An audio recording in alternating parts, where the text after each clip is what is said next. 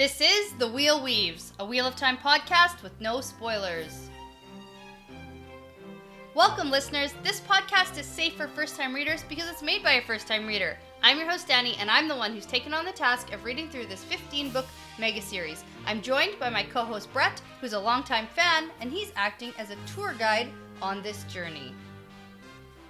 Before we get into our episode today, we just want to thank and welcome Chris Flores to the Wheel Weaves Patreon team. We're really excited to have your support, and we really want to thank you for your generosity. This episode, we're going to be talking about Chapter 34, The Last Village. Yeah, and we're at the very end of our long journey with Matt and Rand. Yeah. Journey to Caemlyn. Yeah. It's like the spin-off series. No, you don't like that? I like that. Yeah. That'd be like the worst spin-off series. That would be better than Joey. Oh yeah, Joey was one of the worst spin-off series of all time. Because that lasted... Way to ruin Friends, guys. Like, ruined it. It's like, let's ride this wave one more season and yeah, and you know, it was a decent idea. Because, like, Frasier was a spin-off of Cheers, which did phenomenal. So, like, yeah. It had the potential, except that Joey, as a character on his own, couldn't stand up. Well, because, I mean, out of all the characters of Friends, like, maybe pick a different one, like a Monica Chandler. Yeah, let's follow their lives. Or like a Ross and Rachel. It's just that everybody's story wrapped up so neatly, yeah. Except for Joey's. Yeah. So it made sense, except they did a terrible job. Yeah. Did the it last casting was bad. Half a season? All of it was bad. Yeah, I don't even know if it lasted a whole season. It was so bad. Good rant. So, Matt and Rand, yeah. Okay, but before we go in deeper here, do you want to share something for us? Yeah, I have a fun fact, and I was actually really excited about this fun fact, and I don't know if it's actually interesting, but it's interesting to me, because this fun fact was going to be something I talked about last episode, in the middle of it, but I kind of expanded it to be its own entire fun fact. Okay, go for it. And this is an homage to Rand al'Thor, the sheep herder, because I looked up some fun facts about shepherds. Okay. Yeah. And the reason why I looked up these fun facts is because I got curious about the fact that in the Wheel of Time, they call Rand a sheep herder, which is the longer form of shepherd. Yes. But then there's also similar words for people who herd, cattle and swine and goats. And it's all very similar. So like people who herd goats are goat herds. People who... I'm so interested in this topic. Keep talking, please. People who herd... What else? What other animals can people herd? Well, those are the big ones. But like swine herds, and then there's like cow herds, which got changed to cowboys. Sure. But the fun thing about shepherds and sheep herders is that it's a profession that's about 10,000 years old, and typically the youngest son would be the person who was the shepherd, because they were typically younger and smaller, so they couldn't do like the harder tasks on the farm. And that's fun for me because I'm the youngest of the family too. So I would most likely be the shepherd of the family. Okay. But the cool part about shepherds is that because of their lifestyle of like herding sheep, they had a lot of free time. And that's why they typically would be musicians. And a lot of classical music and classical poetry and art has a lot of shepherds playing music, typically on panpipes or recorders. And it's just a fun fact because Rand al'Thor is a shepherd in this book series, and he's the one out of the Matt and Rand duo. Clearly has a musical talent. He's got the musical inclination. And at one point, didn't Tom say something? Because when Matt was trying to play the flute, they were like, hey, you suck at this. And Tom said, I thought all you sheep herders were good at that stuff. And yeah. He's like, I'm not the sheep herder, he is. That's Rand. Yeah. Yeah. So it's just a fun little thing that I never really thought about when I've been reading this series over and over. But I totally think that RJ snuck that in, that Rand is the musically inclined one because he's the shepherd, and that's the traditional thing for shepherds. Okay. Yeah. Fun fact. Yeah. That was okay. Yeah, not bad. That's a good one. I mean, like, in a roundabout way. I had to kind of take that. That's about Wheel of Time. Sure, why not? Okay, so let's get into Chapter 34, The Last Village. And I'm just assuming that this is about the last village before Caemlyn. Yes, and they totally made it sound like Carysford was the last village, but it's not the last village. It's like one of the last villages. Yeah, it's all super confusing. And I really hope that this timeline straightens out. Yeah. Like, really soon, because I'm over this. Yeah, I'll tell you that this is the straightening out of the timeline. Okay. So we're back to real time. Okay, so we also have a picture that we've seen before. It's the really scary skull with big horns and the devil trident and the... Yeah, and the clenched fists. Yeah. So that's like the Trolloc symbol. Right, and I think the last time we saw this was chapter 20 for Dust on the Wind. Okay. Which was when they were attacked by Trollocs and Fades in Shadar Logoth and escaped Shadar Logoth. Yeah, and that kind of makes sense that we should see Trollocs or a Fade because they all kind of encompass each other. Yes. So it's just interesting that I'm picking up on the pictures. Yeah. You remember at like the beginning when I was really annoyed that they started to repeat? Yeah. And I was like, where are the new ones? How lazy is this guy? And you said something like, what did they even have to do with the chapter? Yeah. But there's like a little tidbit of maybe there's a little hint in the chapter symbol. Yeah, it is definitely... There's hints in there, for sure. Okay, so Matt and Rand are on their way to Caemlyn on the Caemlyn Road, and a whole bunch of shit has happened to them. But the timeline in these last couple chapters is super messed up. Basically, they are past Four Kings, and along the way, they keep running into dark friends who want them to come and join the dark side. Yeah, and they keep saying no. No thanks. No, I don't want to be a dark friend, thank you. And they say, but why? Yeah. Yeah. So we start out with them reaching a village called Carysford. And it took them longer than expected to reach this village because now it's after dark. And it's interesting that Robert Jordan does a bit of a breakdown for us. Yeah. So in case you're confused, which you definitely are. Yeah. It was 3 nights since Howell Gold found them in Four Kings. 2 nights since Pater surprised them in Market Sharan. And 1 day since the lady tried to kill them in the stable. Yeah. And the Pater incident and the Dark Friend Lady incident both happened in the morning time. Yes. So that's why it's kind of like a little bit confusing too. Because they leave immediately after both events. Yeah. But Rand is feeling like it was a lifetime ago and his sense of time is all skewed. Yeah, and that's the little hint about his sense of timeline is all skewed as to why these last couple of chapters have been a very skewed timeline. Yeah. Yeah, that was like the hint as to why he wrote it this way. Because I have totally heard people say that the writing in these chapters is just bad writing. Yeah. But it's like intentionally supposed to be... Oh, no. It's supposed to be confusing. Yeah. Yeah. Because in this paragraph where Rand is actually thinking, okay, it's been 4 days since, it's been 3 days since, oh, and that was yesterday. Like he's having a hard time. He's having to remind himself, and he's having to figure himself out. And that's sort of, I think I talked about this maybe last time or the time before, that one really long chapter. Yeah. That, like, I have no context about it. Yeah, you don't know what it is or what book it is or anything. No, but I've heard that it's a really long chapter because it's supposed to feel never-ending. Because for the characters, whatever's happening feels never-ending. Yeah, there's definitely a good interpretation of that. So I wouldn't call that bad writing. I would call that intentional writing. Yes, I agree. So we get a note that the countryside has been filling up. So the closer they get to Caemlyn, farms and villages are getting closer together. Yeah. So Matt has had enough walking, though. He sits down and mutters about how walking is boring and walking is hard work. And so we also get a little bit of a note about paces and measure of distance. Yeah, we do. And I think we had a conversation about this with Tyler. Yeah, with Tyler. Because it is a very loose system for us as the reader. Mm-hmm. Like, I'm sure it is a little bit more specific in the books, but we don't get the exact definition. Right.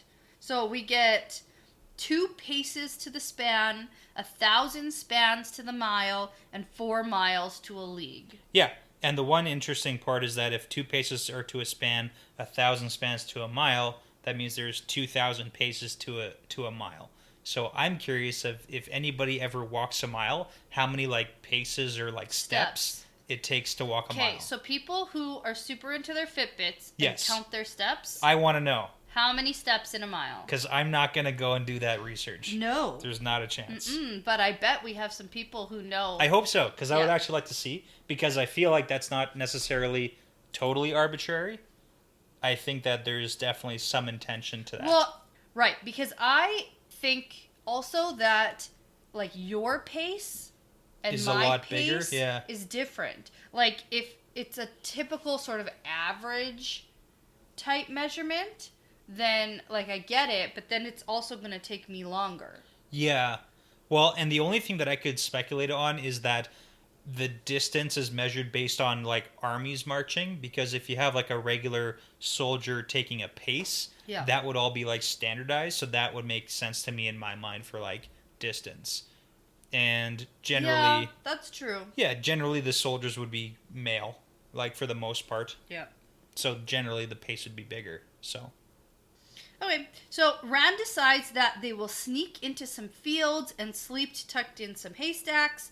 And by Matt's complaints, we find out that they have done this before. This reminds me of Luke Skywalker. Stop saying the Tauntaun thing. This is not that. Same thing. No, it is not that. Basically same thing. Stop it with that. No, I won't accept it. It's not the same.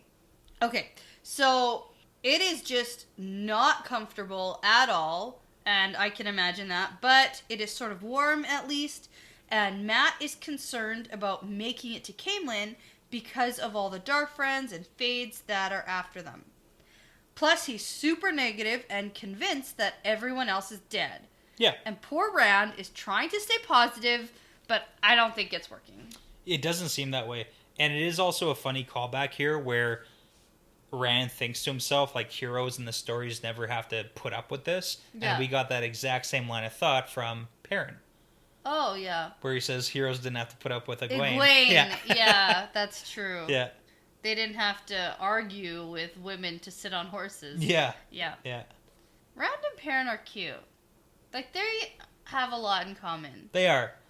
I think a lot of the times people think about Matt and Rand being, like, closer best friends, but there's a big connection between Perrin and Rand. Well, they just have a lot of similar thought processes. Yeah. Yeah, that's for sure. So when they wake up, it's not quite dawn, but Rand notices that the road is filling up with a stream of people traveling towards Caemlyn, and everyone is on their way to see the false dragon Logain. But Matt is suspicious of these people and calls to one of them to ask where he's bound. I like that. Yeah. I want to start asking people where they're going by saying, "Where are you bound?" Yeah. It's very old-timey. And then people can reply with homeward. Homeward Bound. Get it? Oh, wow. The movie? Okay. Yeah. No?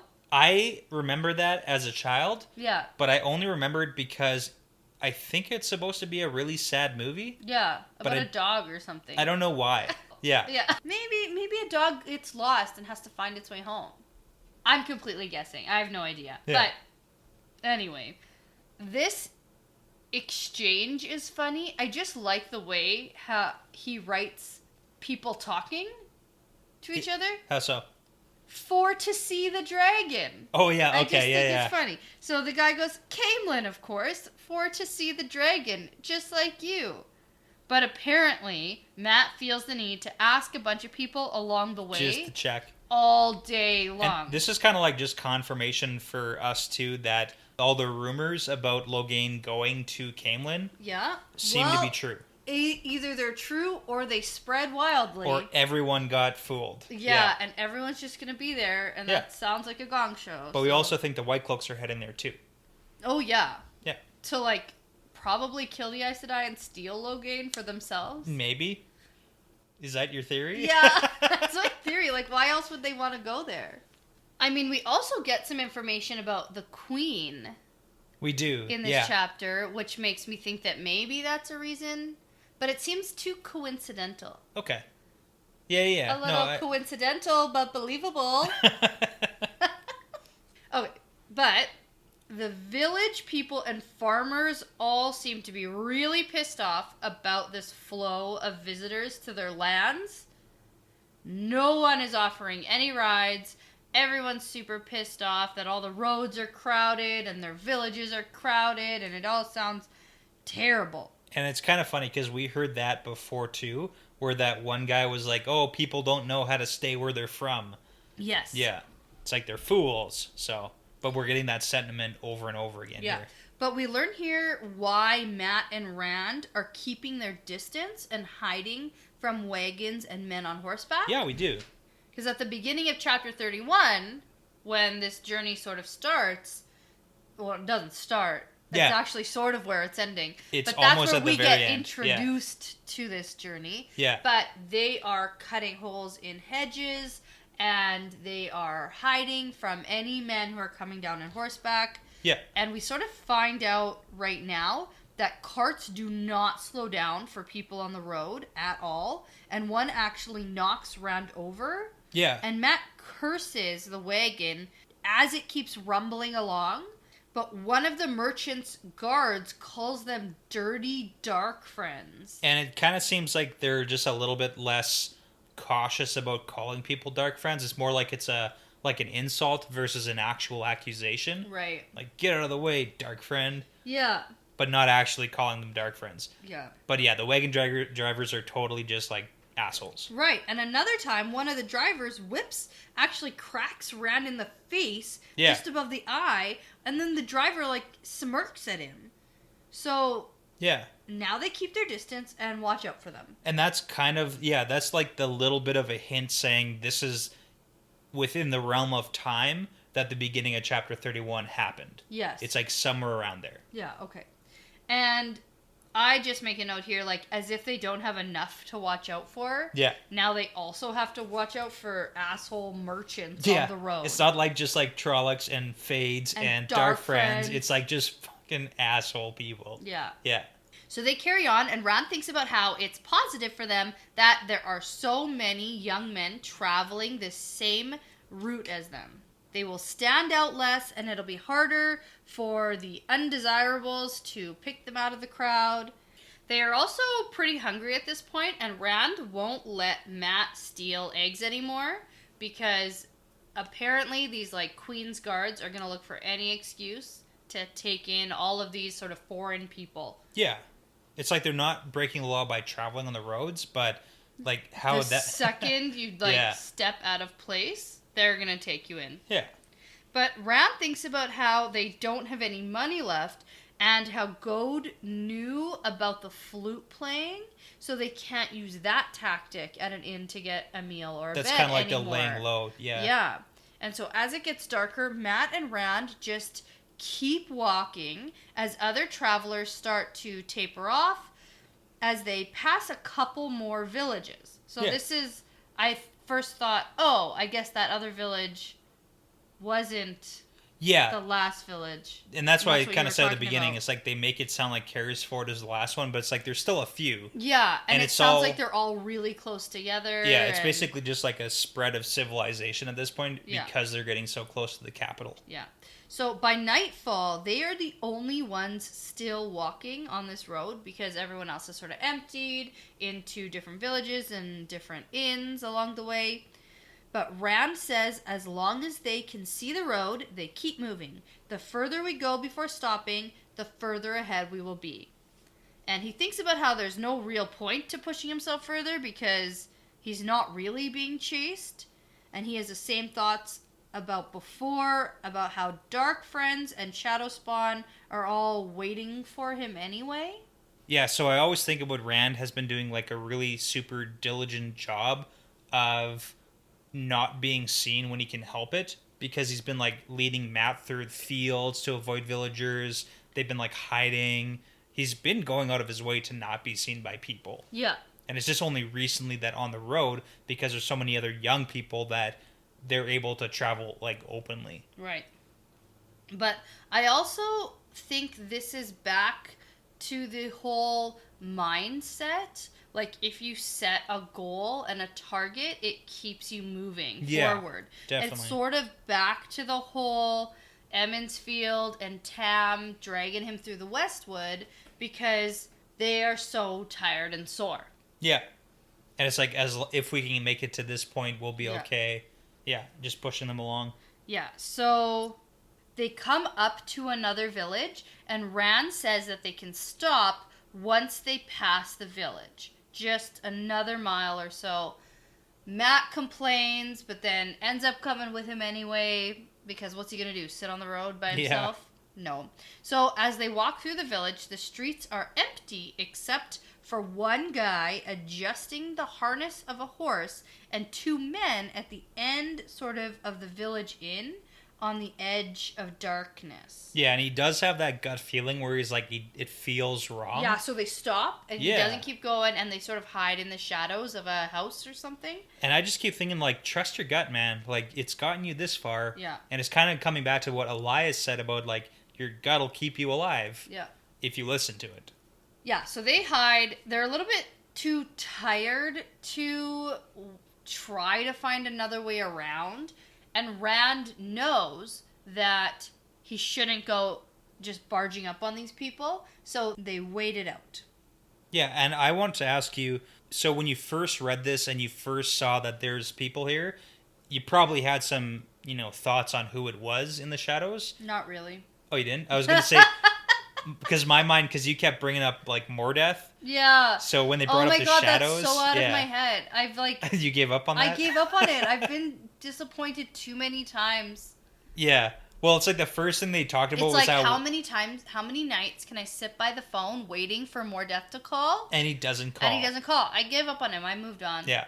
Well, it's just because they're like, one of the guys is standing at the edge of the light, right? And it's like he's in the shadow, so they kind of play it as...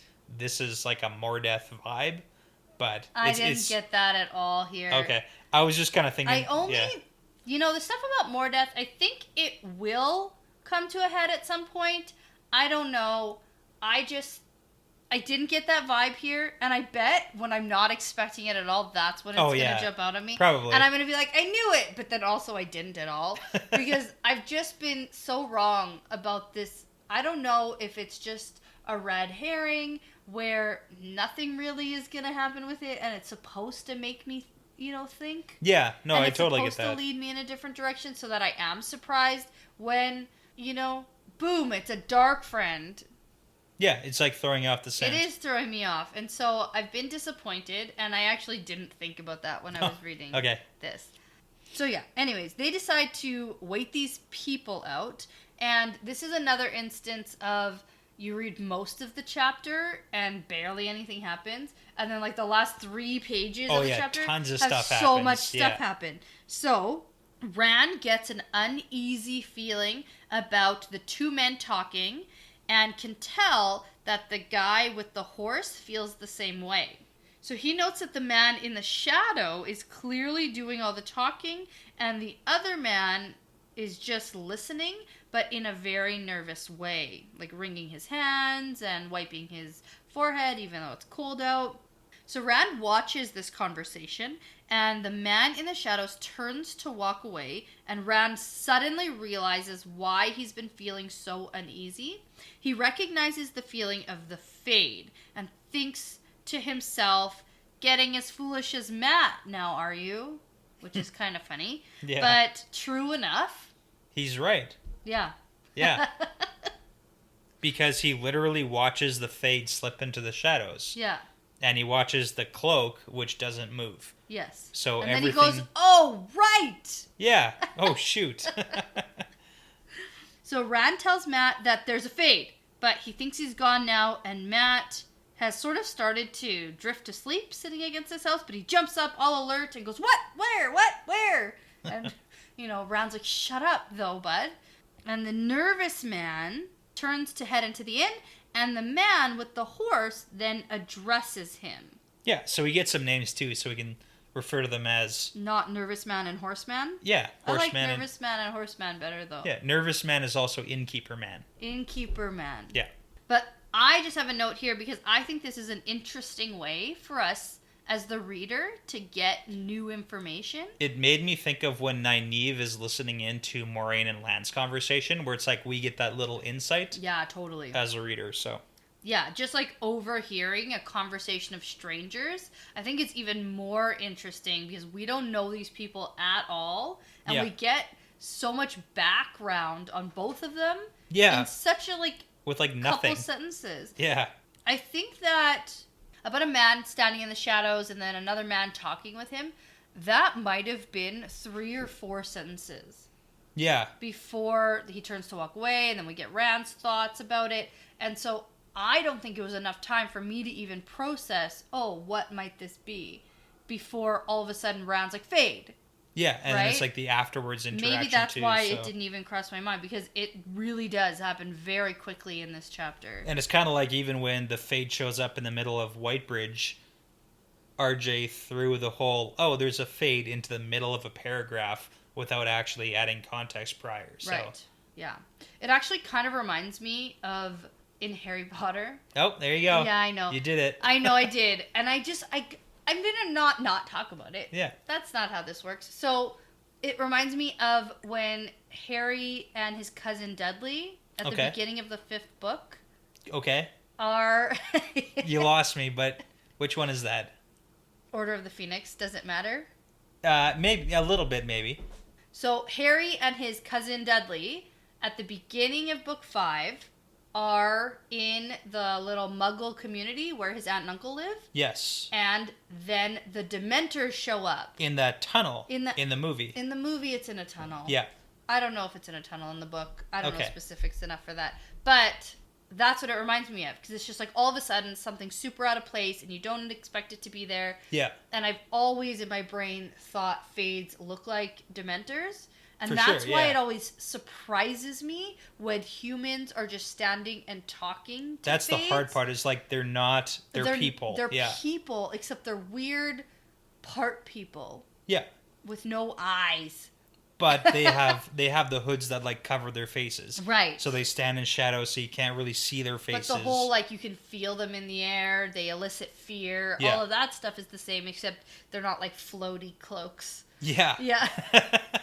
Floaty black robed cloaks are they're not like Nazgul from Lord of the Rings, where they're clearly like dark riders. Yeah. Because in the movies they really paint them as that, dark cloaked evil bad guy. Right. So. Okay. I'll go get us shots.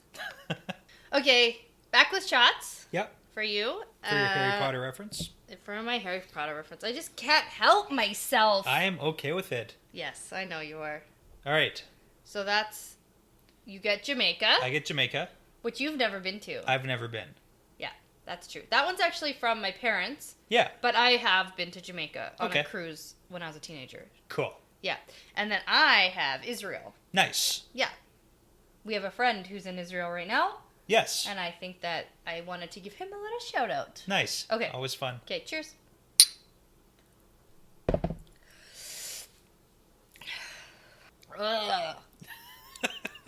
Okay. All right. Let me get my notes up here. Back into this. So, the innkeeper's headed back into the inn. I don't know if he realized the guy with the horse is there. It doesn't seem like he did. He seems caught up. Yeah. So he's headed back in, but before he heads back in, he sort of stops. He readjusts himself, wipes his forehead again, something like that. And the guy with the horse says, "Strange friends in the dark for an innkeeper." Yeah. And he calls the guy Raymond Holdwyn. Yeah. And I immediately thought of Raymond Holt. Well, it's not Raymond. It's just Raymond. Raymond Holdwyn. Yeah. Raymond Holt. Same name. Okay. Like from Brooklyn Nine-Nine. Yeah. But okay, so Holdwyn is the innkeeper. Yeah. And he gets really defensive right away and calls the horseman Almin Bunt. Yeah, and that's how you know someone's innocent, is when they get super defensive really quick. Yeah. Oh, yeah, totally. So Holdwyn goes on to say that the guy is from Four Kings and he is looking for a couple of thieves, young men who stole his heron-marked sword. Yeah. So I guess we get what the Fade's story is here, because before we weren't really sure. We knew in Whitebridge there was a Fade asking about 3 boys traveling with, a fighter man and a it was like a super vague description, but vague. close He's enough. like, oh, I'm just looking for these people. And so we never really heard what their story was or how they were going about asking people about these guys, right? But now we get a little bit of an insight into how it's happening. Yes. So Holdwyn goes on to say that this guy is rich and he is a merchant. Yeah. But then he sort of goes ... Yeah, a merchant. So it's kind of an interesting conversation because we can take it one of two ways. Either Holdwyn doesn't know that this is a fade and just thinks it's an actual person who's looking for these people, and this is the story. Friend. Or he's a dark friend who knows it's a fade, and this is the story that's been given to him to pass along to other people. Yeah. And it kind of seems like it's more in the direction of the second of those. Oh, I was gonna say the other. Okay. I'll give you a rationale after when we're there. Yeah. Anyway, so he says that this guy is rich, and these young men have been stirring up trouble. He says they're dark friends and followers of Loghain, and right away, I start thinking that something is gonna happen, and this innkeeper is gonna find them and see the sword. Okay. I think Matt's going to give them away, or something's going to happen where right away they're going to be having to deal with more people. Okay. But that doesn't happen. Yeah. So the conversation continues, and Holdwyn says that these young men are not yet 20. Yeah, and we got kind of a confirmation on age. Mm-hmm. So what is not yet 20? Is that 19? Yes. Is that about 20? Is that 18? So the way I would describe it is saying they're not yet 20 means that they're 19 because they're not yet 20. Yeah, but I would say not yet 20 in appearance. Okay. Because that's what does age even really matter? It doesn't, in this time and this stage? So to say not yet 20, it's a way to describe people. Yeah. They might be 20 years old. It's kind of the over-under the 20 mark. Right. So. And it's not yet 20. Yeah, if you're going to ID because someone. Because they're young-looking guys. Yeah. They're young men, but still young. Yeah. So even though we get, quote, an age of 19... We get a closer definition for what they're near. Yeah. But I wouldn't rule out 20... because this guy says not yet 20. Okay. It's too vague for me. Okay. Is that fair? It's fair. You don't agree with me? Well, I know how old they are. By conversations like this, or do we actually get... There's... specific years? No, we don't get a birthday celebration with a character saying, this is my ex birthday. Shoot. But there's enough information detailed that we can get a close enough age. Okay, and this is one of those details? It's one of them. Yeah. Yeah. I'd still say vague, but when I originally started and I thought maybe they were younger or older than 20, this puts them in my mind at about 20. Yeah, and I think that's close enough that's as important as it matters. Yes. It's not going to matter exactly how old they are. It's not? No. Okay. It's not in I didn't want to do a Harry Potter reference, but it's not on their, 11th birthday. Yeah, 11th birthday, they get a letter from Hogwarts. Nothing is going to happen like that. All right. I guess I'll just go. I didn't even want to. I know. I'll do it. That was the only reference I could think of. It's fine. I'll do it. I'll do it fast. There's no other series. I didn't even stop the recording, so we gotta... And I have to work, and you don't really. Well, that's not true. You work with a computer. Yeah, that's true. Okay.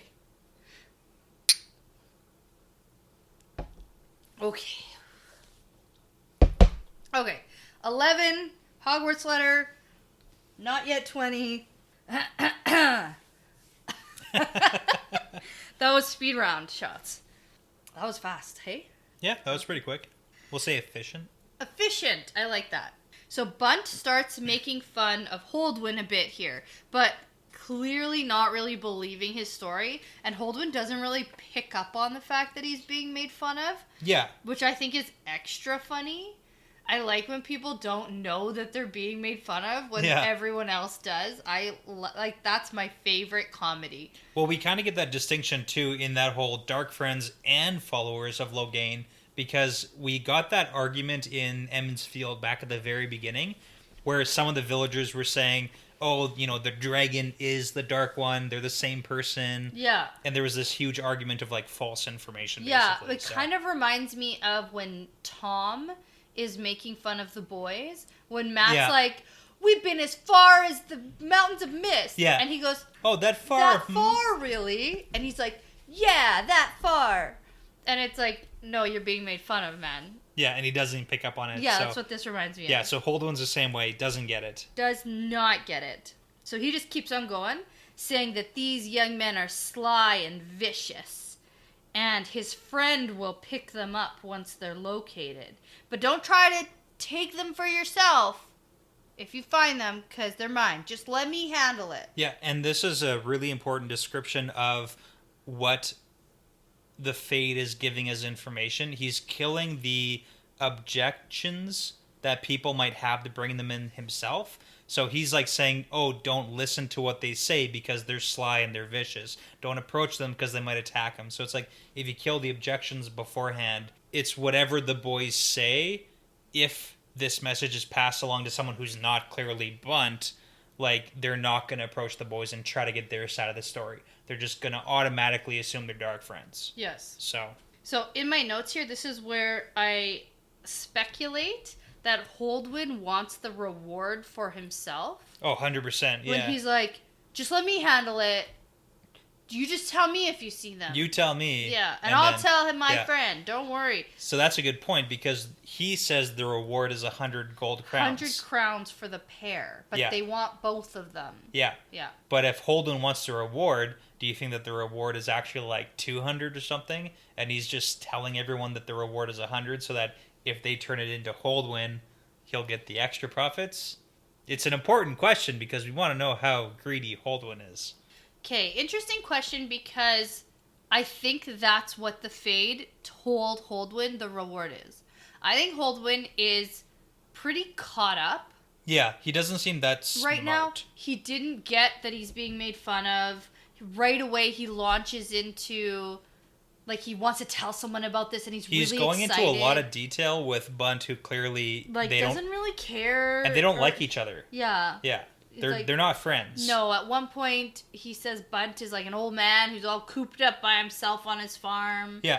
That kind of thing. So I don't think he's at this point, I don't think he's witty enough. I don't think he's sly enough. Yeah. To on the spot lie about the amount the reward is. Yeah, that's fair. That's a good point. Because he says it's a good reward, but then he says, but let me handle it. Yeah. And that's why I wrote in my notes, like, I got the sense that he wants the reward for himself.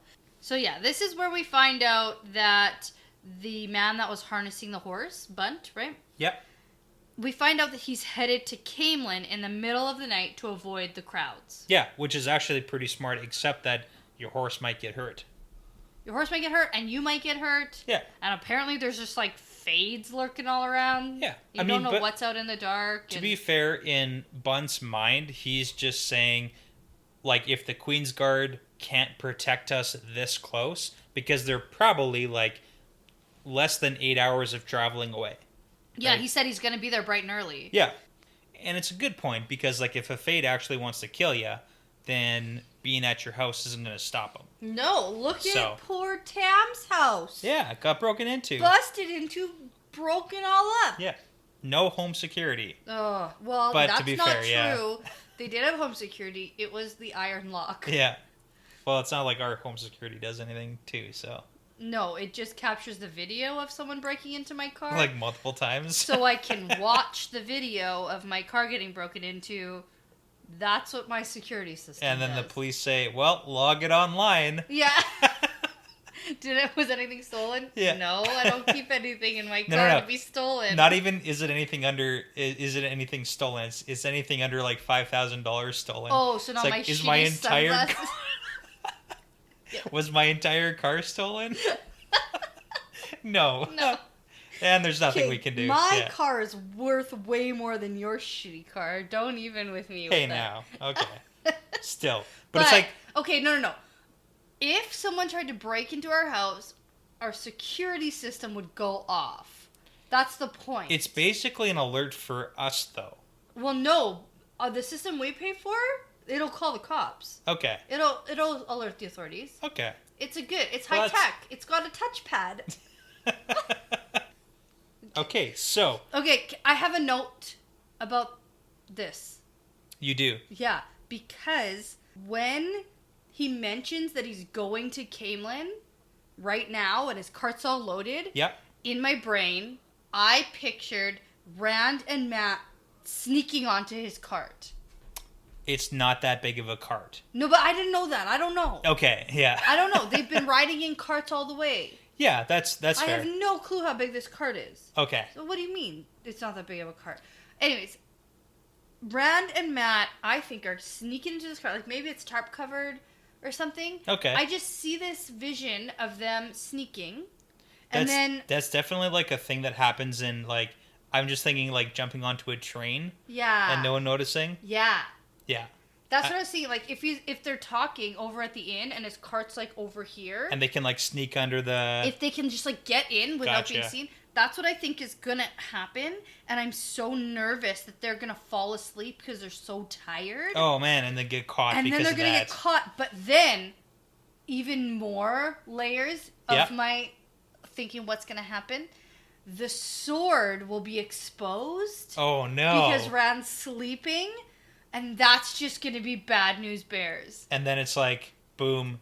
Well, because then all of a sudden Holdwyn is going to be right about this guy with a heron-marked sword who's not yet 20 and two young sneaky men who snuck onto his cart. And I was like, oh my god, this is going to be so bad. And I thought this was going to be the next twisty turn. Oh, I'm so glad this didn't happen. Yeah, it turns out.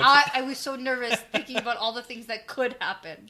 You know, and it's kind of funny because I think that RJ writes with a lot of realism because what you explained is such a crazy amount of things that would happen. Yeah. And in all reality... I really wanted that to happen, though. Well, it's kind of like Bunt is a reasonable person who thinks that Holdwyn is kind of just a shithead who deals with shady people in the dark, and everything he's saying is like, okay, take it with a grain of salt.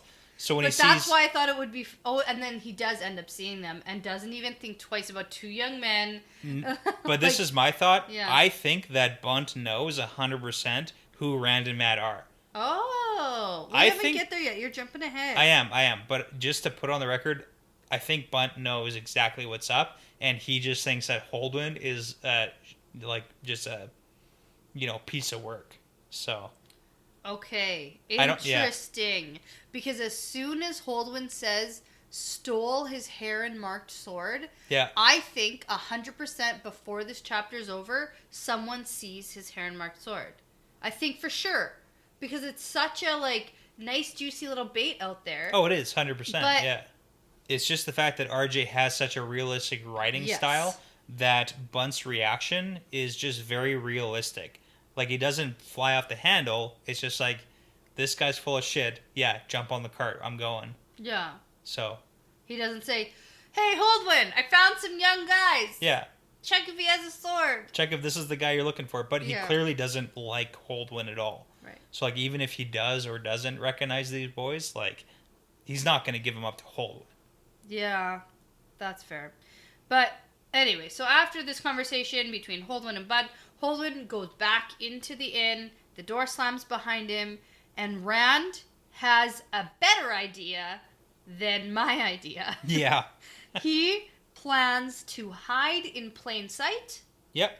And Matt tries to stop him and is actually trying to be the voice of reason. And he goes, are you crazy? And Rand says, you'd rather stay here with a fade around? Yeah. And I mean, I agree, but still scared that the sword will be seen. Like, that's my main thing right now. It's a bit of a bold plan, but I mean, it works out, obviously. Yeah, it works. Bunt says, I guess you're wanting to see the dragon.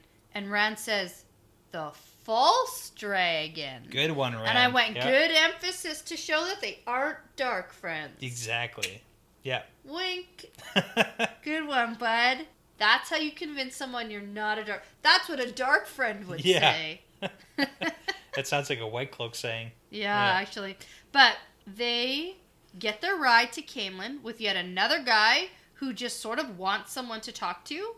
And we get some interesting information here about the royalty structure of Andor. We do.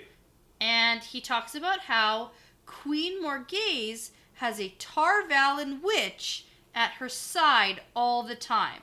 And right away, as soon as I read this, I wrote down, Brett, please shed some light on what's going on here. And then I even wrote, thanks, smiley face. So thank you in advance so you could for tell, sharing your knowledge, because I didn't waste my time writing notes on this because I knew you would take it over. So this is a history lesson from Bunt, but it's also a fun way for RJ to share Andor's history with us, the reader, without, like, you know, sitting us down in a classroom. And, like, more than history... Yeah. It's also the present, it's what's going on, it's how the whole royalty is structured. And it's why the rulers are who they are today. Right. Okay. Yeah. Go. So, first important information we get here from Bunt is the fact that Queen Morghese, and I don't think we've gotten a name before, we've just gotten the fact that it's a queen. We got Morghese. Do we? Yep. Yeah, okay. We looked it up. Yeah, we looked it up. Turns out... You got it 100% right. I'm right. I'm so right. And we even tried to look at the Wheel of Time wiki, which didn't have it. Well, you'd looked. I can't look at the Wheel of Time wiki. But I have it here. And I said, check when Lan was talking to the militia. Yeah. And that's what I kept on thinking in my brain. Lan said it. And I'm right, because it says, we're leaving as soon as I finish my ale, Lan said. He took another slow swallow before looking up at the soldier. The light illumine good Queen Morghese. Which is great, because we did talk about the Queen's colors, and I didn't think that we got a name. That was literally 100 pages ago, babe. That was great. Oh my god, you're like a pro. Okay. I got this. You did it. I told you, Wheel of Time Trivia Night up to chapter 34 of Wheel in the first book. Except that we had to, like, spend 5 minutes and look it up. No, but I knew the answer. I just had to find out where it came from. Because you said we hadn't heard it yet. And I said, yeah, we did. In my mind, I didn't think we got the name Morghese, but okay, we did. So we did get the name Morghese. We get the fact, more importantly, that there is a Tar Valon witch beside her. Ooh, which is so interesting. Yeah, so clearly there's a little bit of not so much love for the witch. Otherwise, you wouldn't call him a witch, you'd call him an Aes Sedai. I'm not a witch, I'm your wife. Yeah. It's another good reference. It's a good one. I'm full of good references tonight. So then we get a name for the Aes Sedai, and we get the name Elaida. So... Okay, I was going to ask you how to pronounce that, because can I just tell you how excited I was? Okay, because, to get another Aes Sedai? Okay, or... yes, to get another Aes Sedai. But I follow a lot on Twitter. Yes. And I do so good avoiding spoilers. You do. And as soon as I see something, I let you know, and we either talk about it or I don't bring it up, and typically my brain forgets about it anyway because it's about something I don't even know, 11 books from now. Yeah, there's like no context for it. So nothing. Even a lot of the names on Twitter is like some are doesn't not matter. Yeah. Except I was so excited this chapter to see some names that I've seen before on Twitter that so other people know that I recognize as characters. I am so pumped to come to a place where I get some names of things that other people are using. Yeah, of definitely. People. Yeah. Yeah, so you're going to recognize some names. Elaida is one of them. Elaida's one. Yes. And she is an Aes Sedai. And from what it sounds like, because we kind of get this rant from Bunt where he says some people think that Elaida, the Aes Sedai, or the witch in quotations, is the one who is like the actual power behind the throne, but he's not foolish enough to think that the Aes Sedai is running things, that good Queen Morghese actually has her own say. So it's pretty obvious that this Aes Sedai is just an advisor, but a lot and like in a way probably some kind of protector as well. Oh, definitely could be a protector. Like that's how I saw it. That's how I read it. Like if I'm going to be a queen and I have an Aes Sedai, it's like advisor / protector who can blow things up with magic. Fireballs. Yeah, fireballs at enemies. Mm-hmm. And that's kind of the cool part where if you look at people's prejudices towards Aes Sedai, it makes logical sense that some people are going to say that, the Aes Sedai that they don't like is the person who is like corrupting the seat of power. That kind of makes sense? Yep. Yeah, but from what it sounds like, this is just an Aes Sedai who is here to help the queen. And it sounds like this is something that happens in not just Andor, like it could happen in other cities. Oh, interesting. Or other countries. Yeah, nations. Yeah, Whatever. I'd say nation states, because we get a lot, if you look at the map, like a lot of nations are just one major city. So Andor has Caemlyn, and it has Emond's Field and Two Rivers, but those aren't like major powers. If you look at Ilion, like Ilion is the major city in the nation. Tyr is the major city in the nation. Sure. So there's like villages, but it's like the major power center. And I say that because Bunt has this little bit of a rant where he says, oh, Caemlyn's the greatest city in the world, and I've heard about Ilion and Abu Dar and Tyr and all these different places, but, you know, Caemlyn's still the greatest. Yeah, Caemlyn's the best. Yeah. So maybe it's not just because he's from there, but... Probably is. Probably is, but here's an interesting question for you. Yeah. So we get to learn the name of another Aes Sedai. And we also know that she's in Caemlyn as an advisor to the queen. Yeah. How do you get that role? You probably have to apply for it. Go for some interviews, I'd expect. I bet. Yeah. Pretty long process. Yeah. But we know that Moraine, her entire plan was to head towards Caemlyn. But she never brought up the fact that Elaida is an advisor to the queen. No. The issue I have with Moraine is how she keeps information close to her. She does. She only shares what is necessary to share. Yeah. And I don't ever think she felt that it was necessary to share that there are other Aes Sedai out in the world. There are probably other Aes Sedai in Baerlon, for all we know. There were rumors. Right. There are other Aes Sedai in other places that they are as well. So in a big town, or not town, it's a city, right? Yeah. Like it's a huge city. It's the capital of Andor. Probably there's more than just the Aes Sedai who is the advisor to the queen. Okay. I'm sure there are more than that, so it just wasn't something that was ever necessary to bring up. Now, here's a thought. What if she told Egwene? Okay. Because Moraine and Egwene had lots of talks. They did. Secret talks together, the two of them, while the boys had fighting lessons. That's true.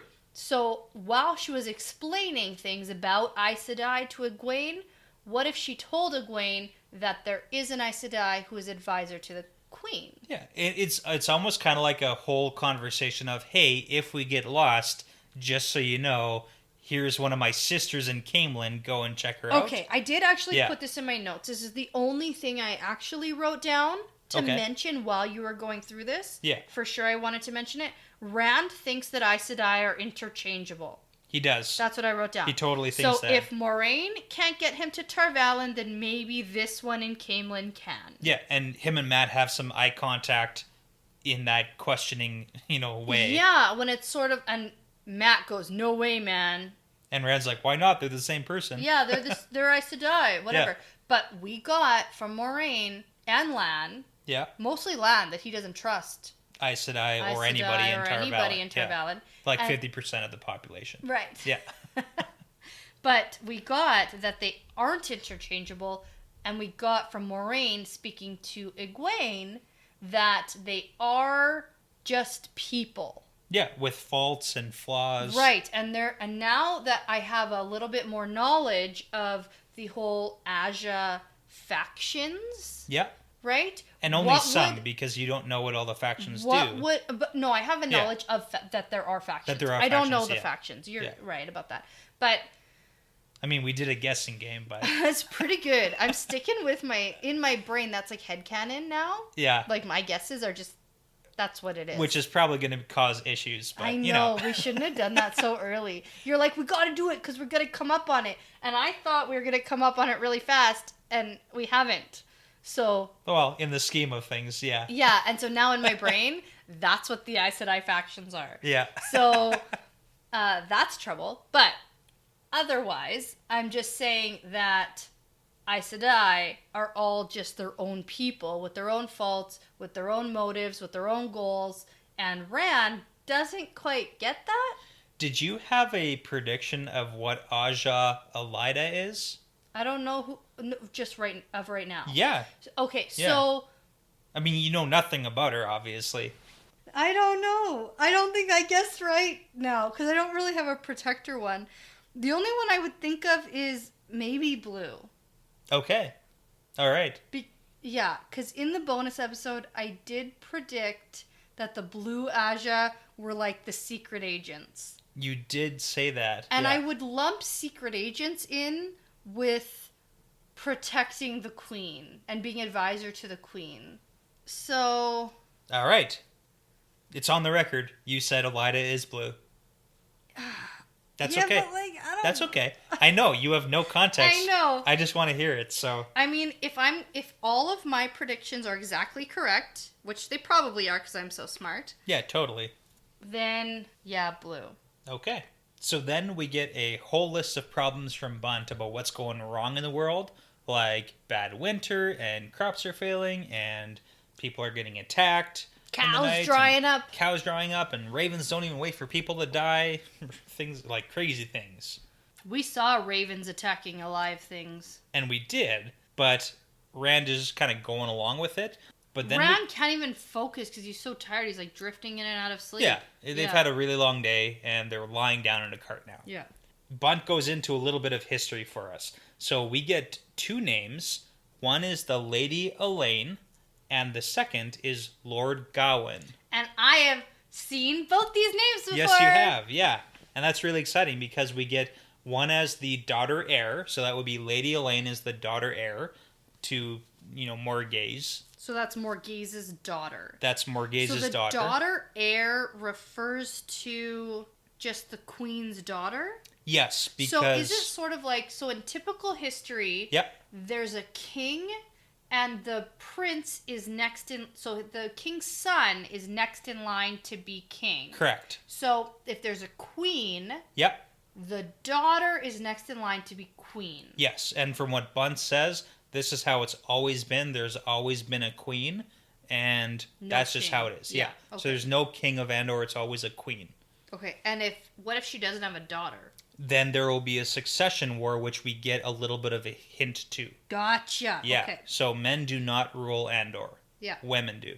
So then we get the hint that the eldest son goes to study with the warders, while the daughter heir goes to study with the Aes Sedai at Tar Valon. And that's why Bunt has his whole, he wants separation between Andor and Tar Valon, but that's just the way things have always been done. Why can't the sons be sent to Ilion? They have soldiers there. Yeah, and why can't the daughters be taught ruling and everything you need to know to be a queen? And scheming. Yeah. Why can't they be taught that in Ilion? Why do they have to go to Tar Valon? And that's just the prejudice that we're seeing towards Aes Sedai. Just from Bunt, anyway. From Bunt, yeah. But we've definitely seen prejudice towards Aes Sedai in general in the world so far. But it's like that's the line of thought of why he wants a separation. But, I mean, it's kind of beneficial that he's got this prejudice so that we can kind of see how Aes Sedai are viewed in the world, where it's not a, be-all, end-all, Aes Sedai are in power of everyone. So, my question then, if daughters of the queen are sent to learn from Aes Sedai at Tar Valon, then do they learn how to channel? Even if they don't have an ability? Is it something that can be taught? We've gotten a hint that some girls are born with it. Yes. And some can be taught, but we're not sure how that works yet. Okay. Yeah, we're not given a clear answer yet. Okay. So, I wonder, this is just my musings. Sure. I wonder how the Aes Sedai feel about these daughter heirs, being sent to Tar Valon to learn to be an Aes Sedai, or to learn about Aes Sedai witchcraft, or whatever you want to call it. Channeling. Yeah, it's kind of like the Hogwarts of the...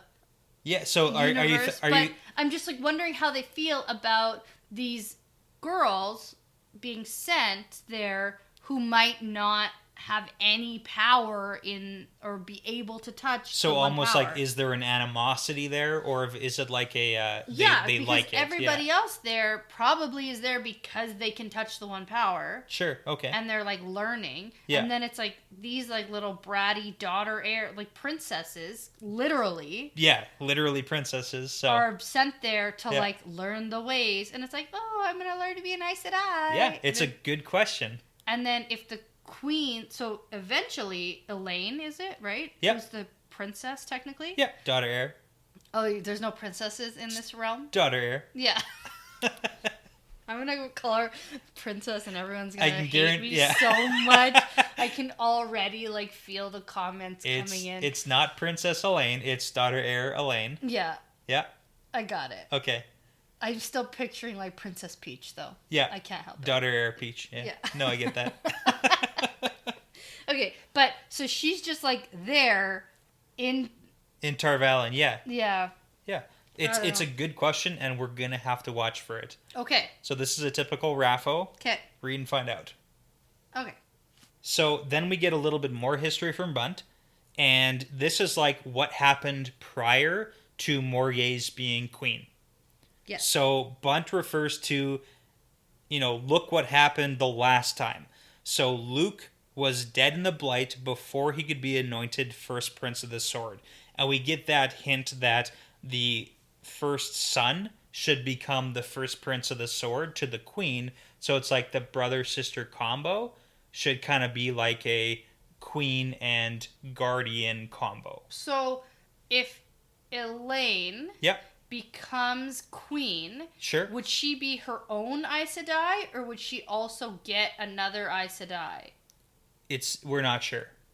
Because Morgase reasonably wasn't a daughter of a queen. She wasn't. And it would be reasonable. Different. Yeah, it would be reasonable to say that even if the queen is an Aes Sedai, she should have an Aes Sedai advisor, because all rulers should have advisors. Hand of the queen.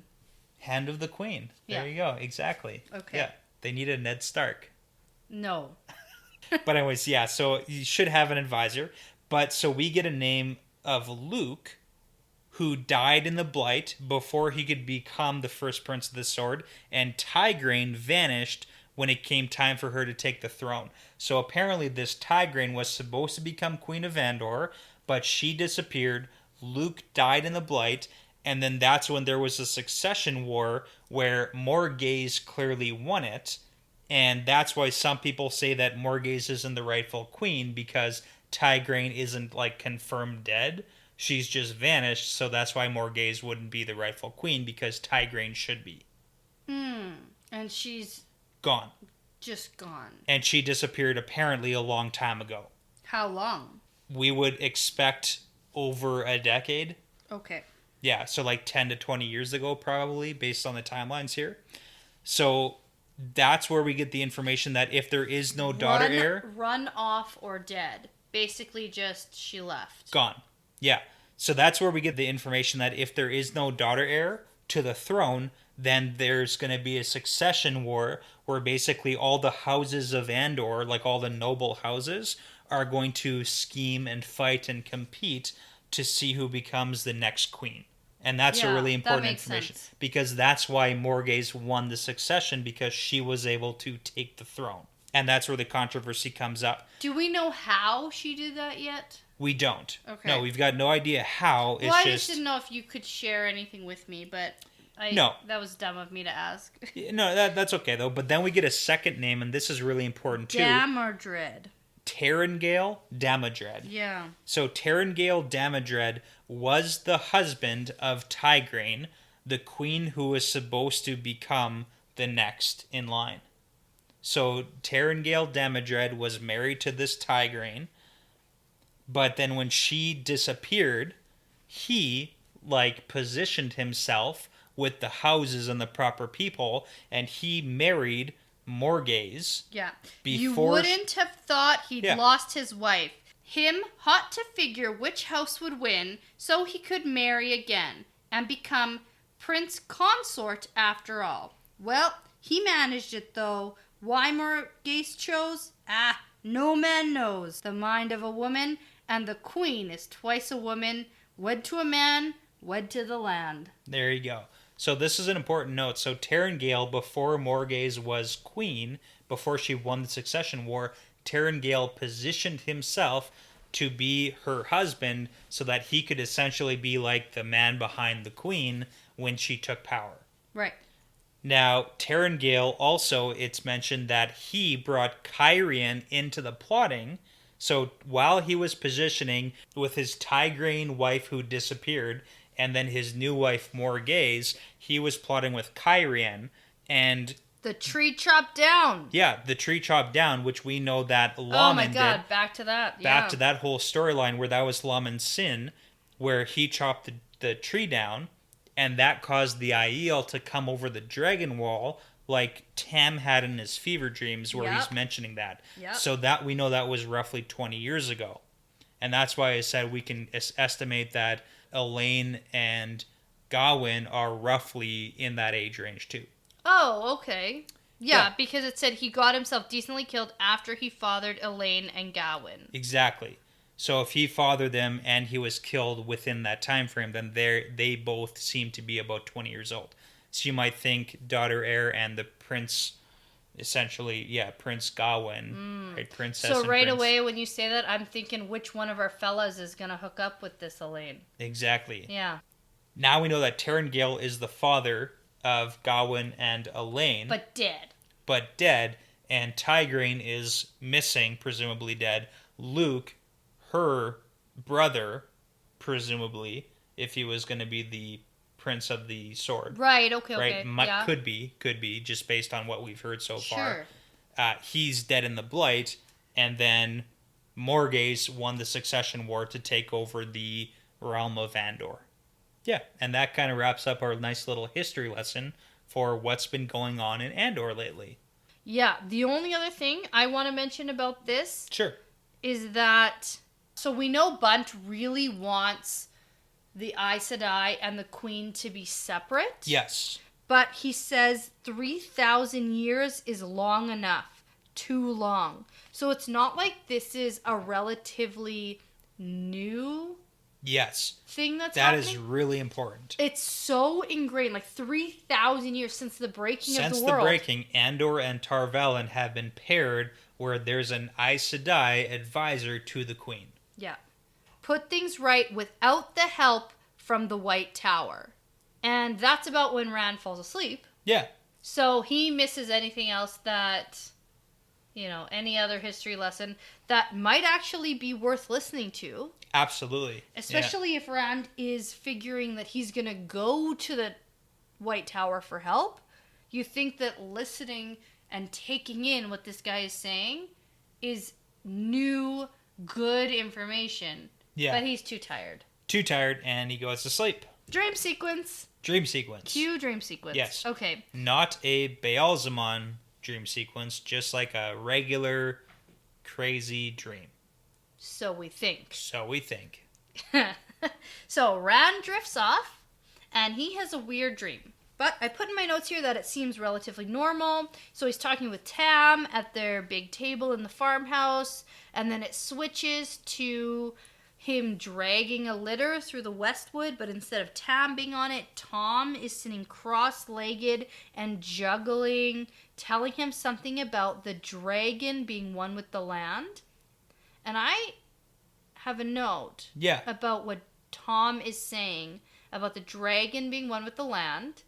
And you're nodding and smiling. Yeah. Because we hear in Bunt's story of the queen being one with the land or something. The queen is wed to the land. And the dragon is the land.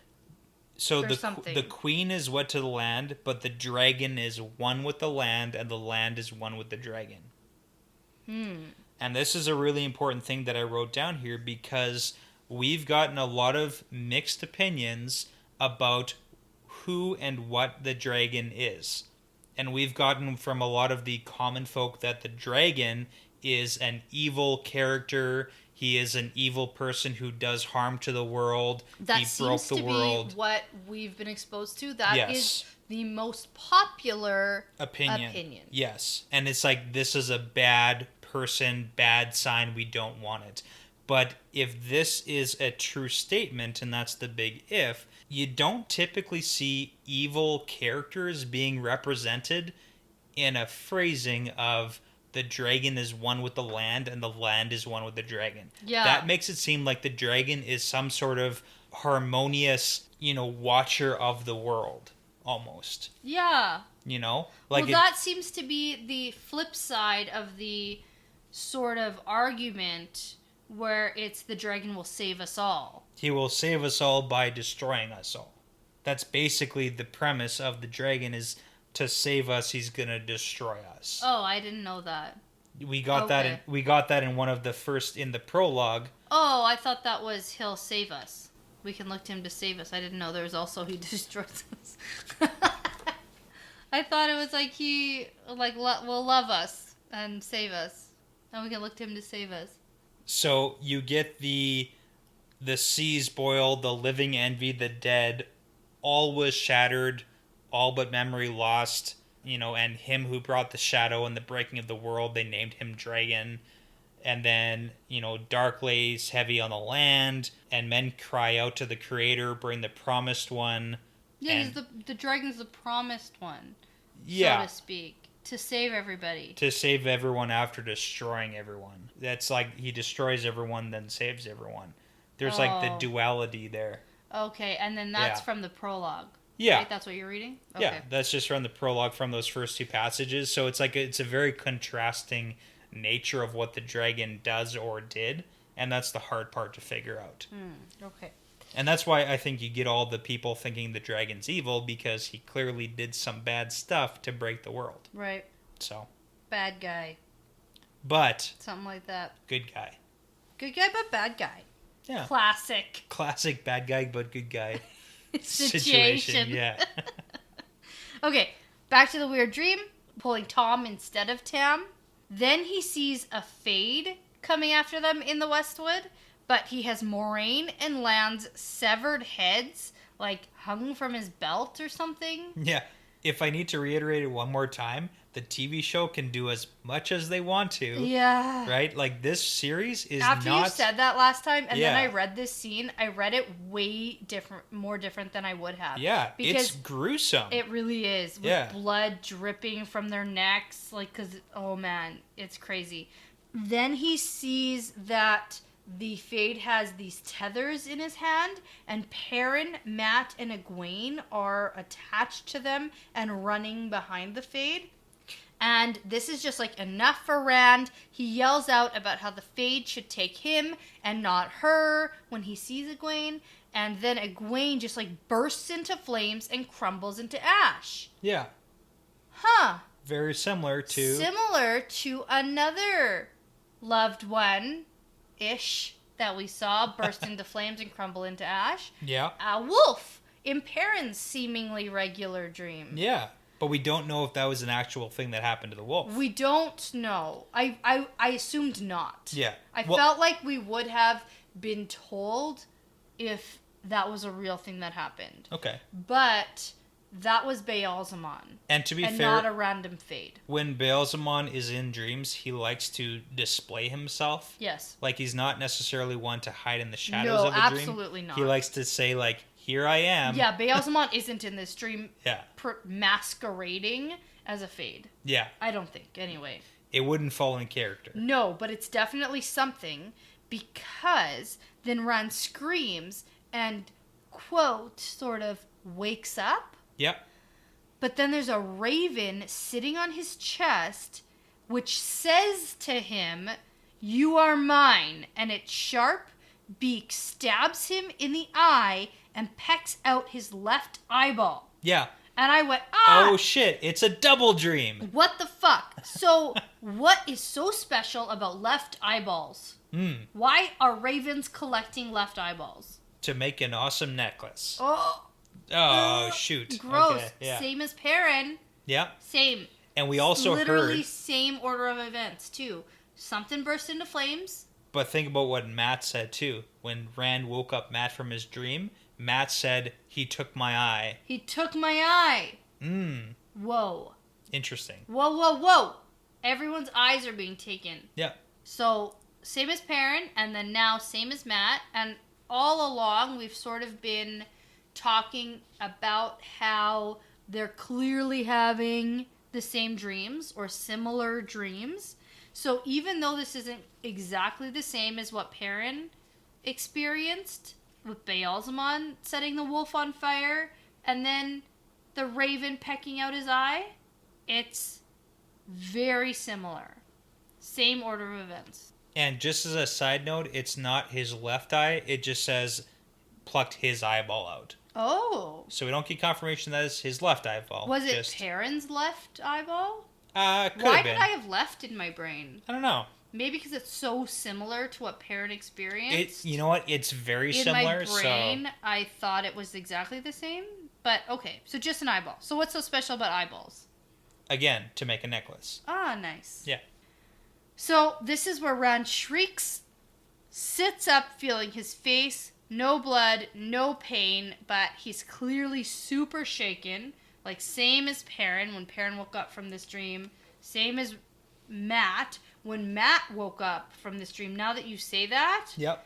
Because Rand was having to, like, cradle Matt to his chest. Yeah. Matt was crying. He took my eye, like, so shaken about this.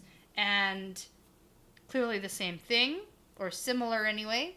But Matt doesn't seem to be as considerate, maybe, as Rand was. Because when Matt woke up screaming about his eye, Rand was there to comfort him. And when Rand wakes up shrieking, he says, well, at least you slept. This farmer guy talked all night. Yeah, He wouldn't shut up, and I couldn't fall asleep. Matt's going through some personal issues, though. Yeah. Yeah. Fine. So. Whatever. But now it's the morning, the sun's coming up, and they've arrived in Caemlyn, the grandest city in the world. And how about that? The boys made it to Caemlyn. Well, they're not in there yet. They're not in yet. True, that's true. They're like there. Yeah. Yeah. They're close enough to see it, so that's like pretty much there. But you made a prediction a while ago that you everyone was going to meet up in Caemlyn. Everyone's going to meet up in Caemlyn. So no one met up on the road. Nope. Well, that's not true. Matt and Rand didn't meet up with anybody on the road. That's true. And we might go back in time to figure out what happened. Oh my god, more timeline stuff? I sure hope not. Might happen. Yeah. Never know. We need to figure out what happened to Maureen and Lan and I'm going to tell you, I know the next chapter is called Caemlyn. That's true. You do know that. And I'm so excited. I am just nothing but excitement. And my best friend Spencer is coming to our little city of Edmonton. Yeah. And she is going to be recording live with us next chapter. Yeah, so for Caemlyn. I'm so excited. I'm so excited to move on. I'm so excited to move forward. And I'm excited to record this chapter with you and with her. And it's all coming together. It's going to be a good chapter to go through. So. I sure hope so. It's going to be pretty boring if it's not. It will be boring if it's boring. But I can tell you it's not boring, so it won't be boring. Yeah. They're at Caemlyn.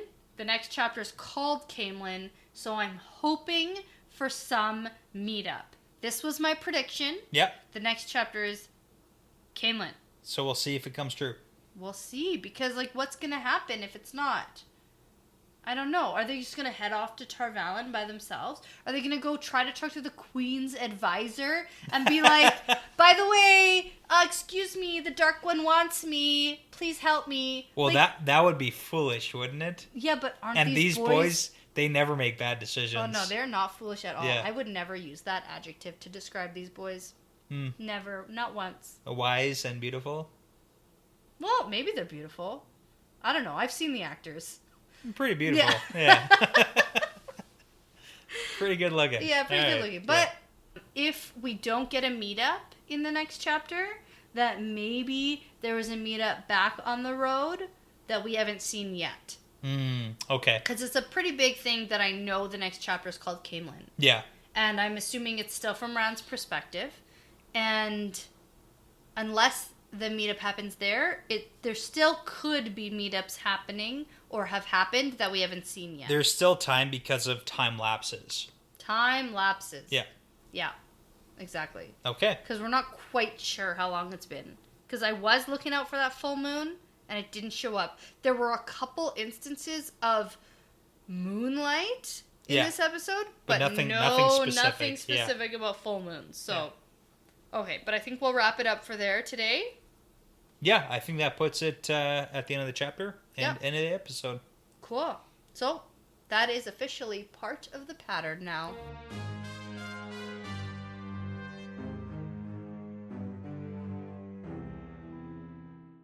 Thanks for listening to this episode of The Wheel Weaves. If you're interested in bonus content, cool stickers, shoutouts, access to exclusive insider looks, and to support us making great content, you can head over to patreon.com/thewheelweavespodcast. You can find us on social media where we love interacting with our listeners. We're on Twitter at The Wheel Weaves Podcast and on Instagram at The Wheel Weaves Podcast. You can also join the conversation on our Discord channel. There is a channel for no spoilers that I have access to, and we also have a spoilers channel that Brett controls, so fun for everybody. There will be a link on Twitter and also over on our Patreon page. You can check that out. Please feel free to rate, comment, and subscribe. This really does make a huge difference. Plus, if you want to tell a friend about us, maybe someone who is just getting into the book series for the first time, or other longtime fans who you think would enjoy us, word of mouth is the best way for us to reach new listeners, and we would take it as a really huge compliment. Thanks, as always, to audionautics.com for the music, and thanks to you awesome listeners.